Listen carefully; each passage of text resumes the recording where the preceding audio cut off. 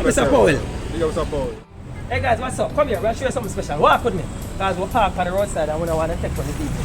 Alright, so one of our customers told us to bring the package to them here at their office, but they had to make a quick move. Nobody else is at the office, so what they asked us to do is to leave the package with the fruits man that is across the road. Pick up yourself. Pick up yourself.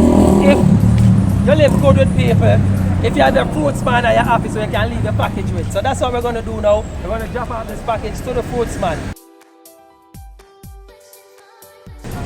You look at him and hesitate, you know. You don't want to go to the fruits company, you want to see you. I'm going to my mask.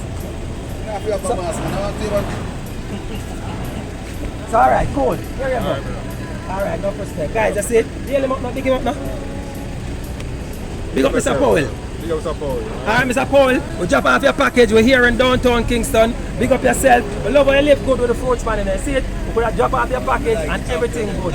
Alright. You like the video, woman? Yeah.